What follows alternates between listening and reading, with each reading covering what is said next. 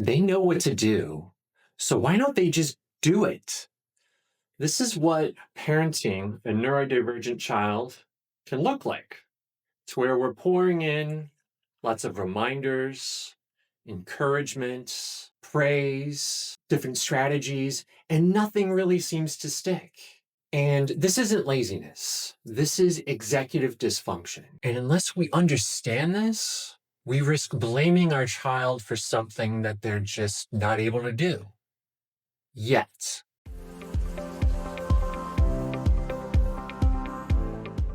Hi, my name is Dr. James Thatcher. I'm the clinical director here at Forest Psychological Clinic, based up in Portland, Oregon.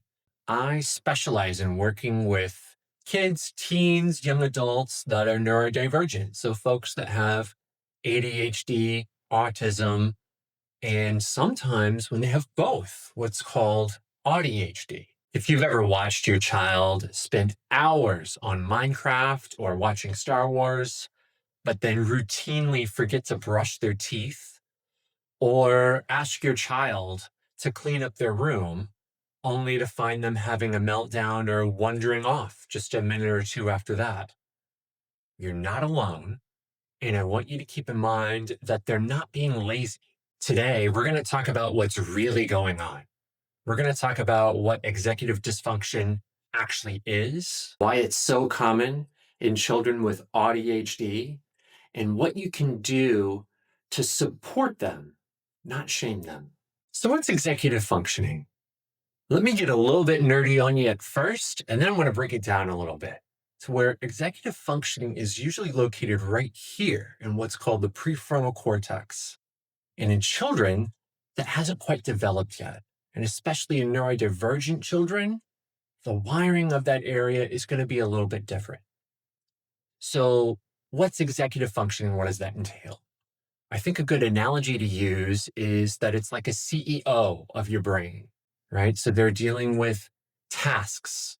They're dealing with time management. They're regulating emotions. They're planning tasks and they're stopping tasks. And it helps us follow multi-step directions. But in kids with ADHD and or autism, the CEO is often misfiring, off-duty, or overwhelmed. According to this book, the DSM-TR5, ADHD tends to impact one's ability to focus, task initiation, impulse control, while autism can affect flexibility, planning, and shifting attention.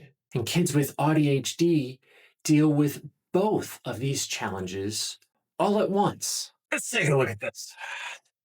This is executive dysfunction, to where the homework is done, but it's not turned in. And the planner, on when to get things done, when to turn things in, it's buried. It's in here somewhere. And the transitions between classes, it can be a minefield for kids with executive dysfunction. Anything can happen. Anything can pop up. And it's not that your child doesn't care. It's that the execution part of their brain falls apart when under pressure. So let's go over some common signs of executive dysfunction, to where you may hear them say, I know what to do, I just can't get started. They may forget steps in the middle of doing a task. You may see time blindness, to where it has to happen now or it'll never happen. You also may see time blindness, to where you ask them to do a task and they may come back with, well, that's just going to take forever. Or they're under the impression that it's going to take forever, when in reality, it takes like 2 minutes.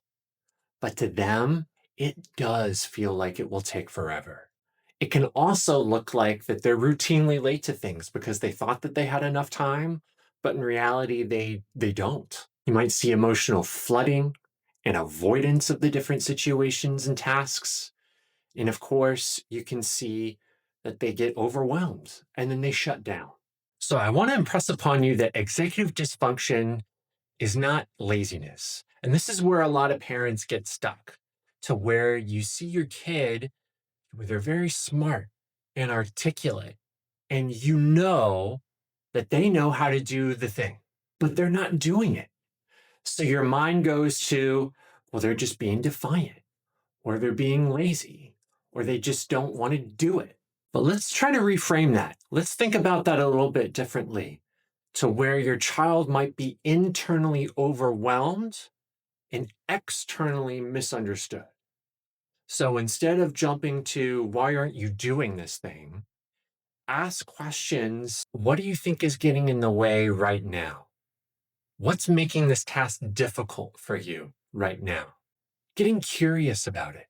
Or even asking, is this a can't or a won't? Because there's a huge difference between the two. And I'm going to tell you about 90% of the time, it's a can't. Let me give you some examples, kind of put this in focus. So let's talk about cleaning their room. You ask your kid to go clean their room, and they say, yeah, sure, okay. And then 20 minutes later, you go and check on them, and nothing has been done, and they're surrounded by Legos. They haven't done anything. And again, this isn't because that they're lazy. It's because they didn't know where to start, or it could have been the visual mess was too overstimulating and too overwhelming for them, or they literally forgot what you said the second that you left. So how do we support this? We got to break it down for them.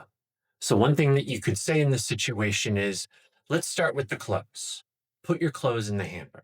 And if there's some resistance to that, you can even offer some help. I'm going to help you for the first 2 minutes, and then it'll be up to you. So you see what we're doing there? We're breaking it down into steps. Instead of cleaning up the entire room, it's just one single task that they've got to do. Put the clothes, all the clothes, into the hamper. And if that's too much, we help them out. And that part isn't giving in, it's task initiation. All we're trying to do is to get the ball rolling. Once it starts going, you might see them keep going after that. And eventually the whole room is going to get cleaned up. Here's another example that I run into a lot. So where they're missing homework. So the night before or a couple days before, they would have worked on it. They spent hours on this homework. And then come the day to turn it in, they don't. And again, it's not because that they're being defiant or they're lazy. This is a part of executive dysfunction. So here's some different things that may have happened. They got distracted on the way to class. They're embarrassed that they forgot it at home. So they just avoid the conversation with the teacher or you. And keep in mind, they struggle with working memory and transition timing. So you may have said something a couple of minutes ago, that's gone. And it's not because that they wanted it to be gone. Again, that's just how their mind works. And that transition timing, kind of like the time blindness that I brought up a while ago, it's hard to have a good concept of time and how long things will take. So when they're in the hallway going between classes, anything can distract them. So how do we support kids, teens, young adults with AuDHD who also have executive dysfunction? Let's go over 5 different ways that you as a parent, teacher, caregiver, friend, what have you, that can support someone with AuDHD and executive dysfunction. One way is to use external supports, kind of like scaffolding. So think of scaffolding as like a bridge between initiation and action of a task. And this can look like a bunch of different things. This can look like schedules, use of timers and reminders, step-by-step directions with visual cues on how to do them. And keep in mind, these different strategies don't build dependence. It actually builds strategies on how they can become more independent. Think about it. You probably use checklists. I know I do. There is no way that I'm going to be able to remember all the stuff that I need to get done unless I make a list of all the different tasks that I need to get done in a day and cross it off as I go along. Again, there is no way that I'm going to be able to remember all the assessments, the patients that I see, the different administrative tasks that I got to do, unless I have a schedule. That's what schedules are for. And these things don't happen innately. We're not born with a way of knowing how to make a checklist or to follow a schedule.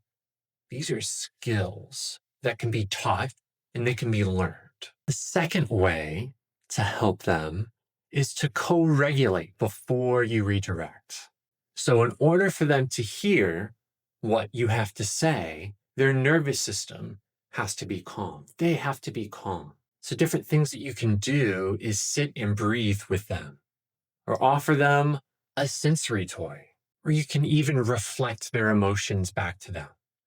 This sounds very frustrating for you. I can't tell you how many times that I've worked with folks to where they're really nervous to do the autism testing that we do. Very nervous that day, and I don't blame them. That's why I got tons of fidgets around. I offer it to them. We do some deep breathing exercises. I normalize their anxiety. Like, yeah, no, that makes sense that you're anxious right now. And in doing all these different things, does it take away that emotion? No, but it brings it down to a tolerable level so they can re-engage. The third way to help is not to wait for motivation, but to build momentum.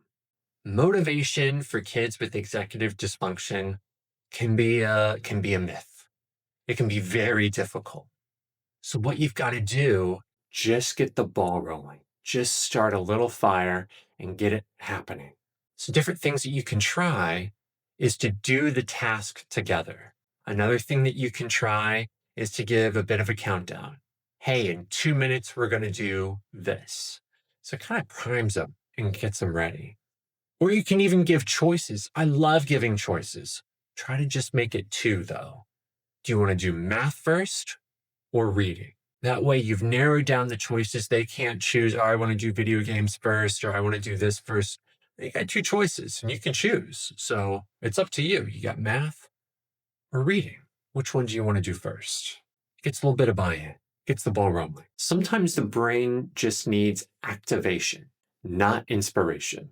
The fourth way to help is to be curious, not controlling. So asking questions like, what about this is hard for you? Or even, what would help your brain feel ready? And what this does is it helps builds their self-awareness and it builds trust between you and them.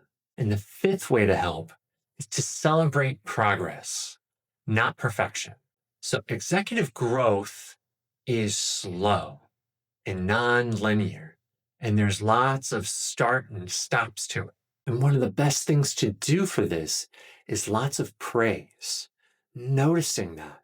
I noticed that you remembered your planner today. That's great. Or even you worked through something hard. I'm proud of you. And when you start using this praise, it rewires the narrative.